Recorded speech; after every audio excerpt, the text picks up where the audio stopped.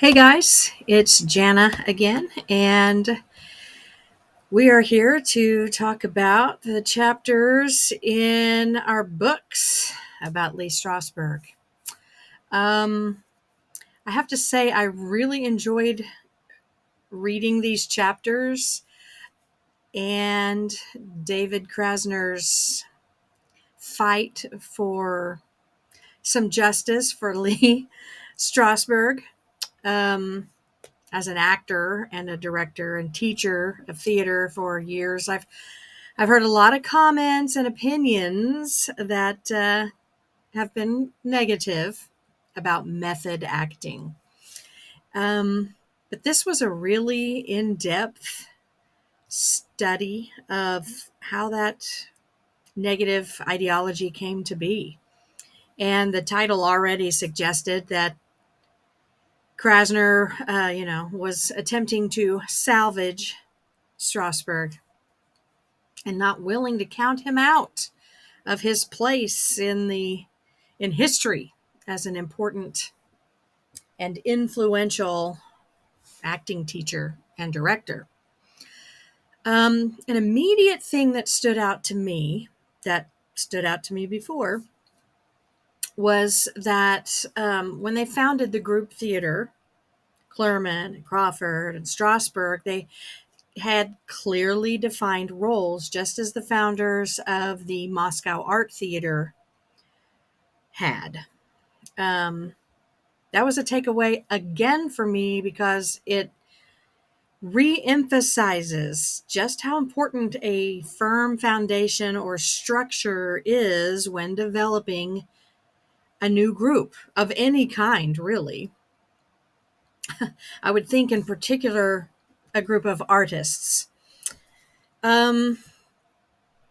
Another section that stood out to me came on page 54 in the discussion of the differences between public solitude and private moment.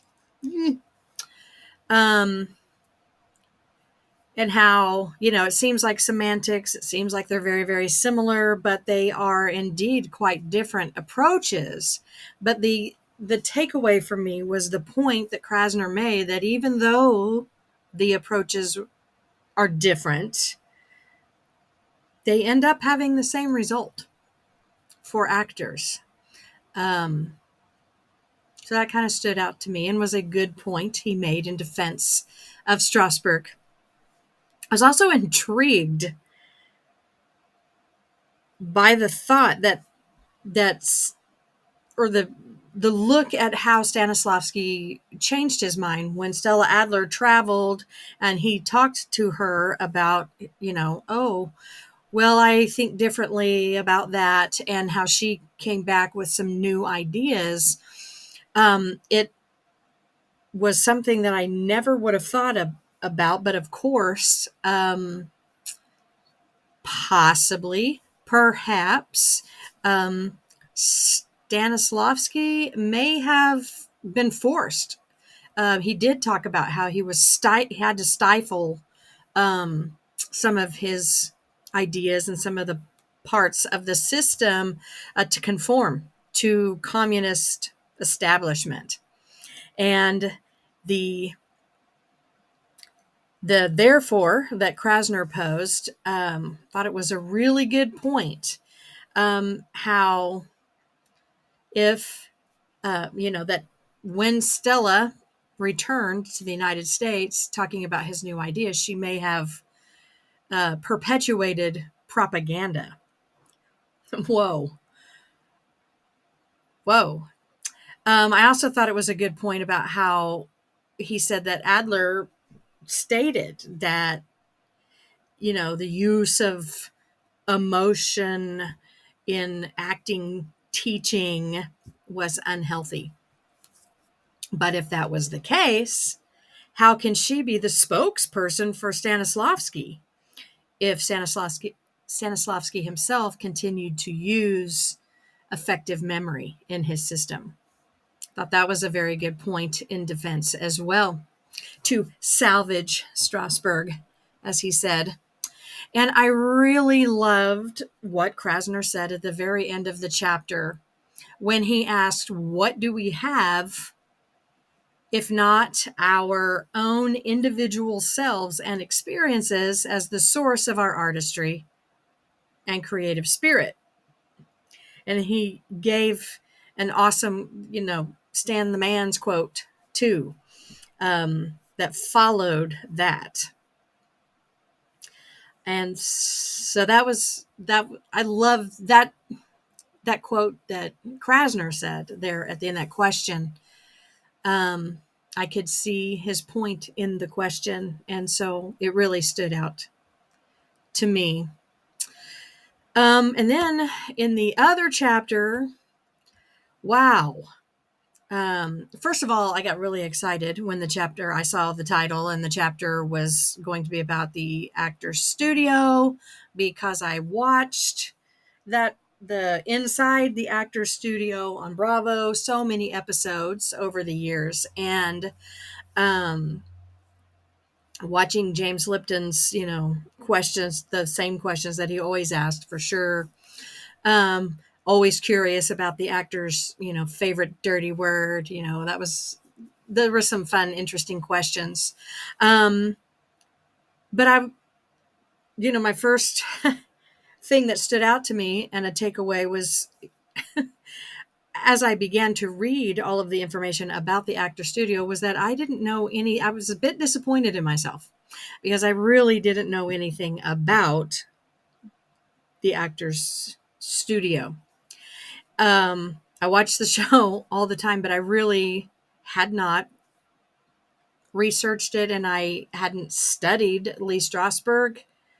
And so I didn't realize the whole thing leading up to that television show. I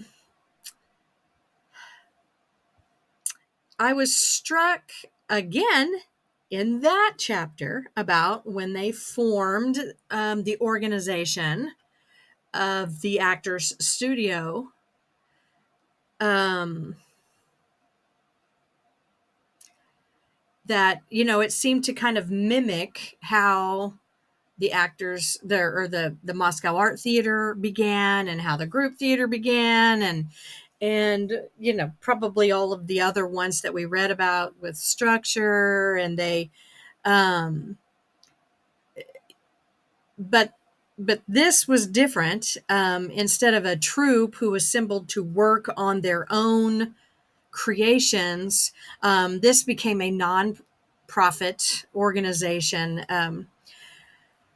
where artists who are actors and writers and directors who were professionals can come in and workshop whatever project they're working on, or if they're in between projects, then they can come and continue to hone their craft and their training while they're in between jobs. And it's a free thing for these professionals to come in and do. It was astounding to me that there are currently, at least at the writing of the book, 800 members, and the list of names, the name dropping was incredible.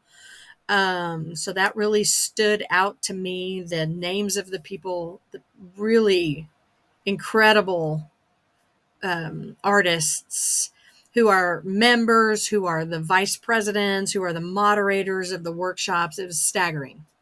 And I love what I do, but boy, sure made me want to pack up and head over there and be a part of that world, and just be constantly honing and working. For a very in this small chapter, I think the biggest thing that stood out to me is the 3-year program that came from it, and eventually creating the Actor Studio Drama School attached with the New School University, and that the 3 principal books for the program were An Actor Prepares, Building a Character, and Creating a Role. And these books that describe Stanislavski's method or system became the template for study at the Actors Studio Drama School. So I guess that's why it's the biggest takeaway for me. No matter how we adjust the system to our own ideology or our own needs as actors or performers or writers or directors, we always seem to come back to Stan the Man. As one of our classmates said, Stan the Man with an acting plan. Anyway, that is my takeaways from the chapters this week. Thank you so much for listening. And I hope you guys have an awesome rest of your week. And I'll see you next week.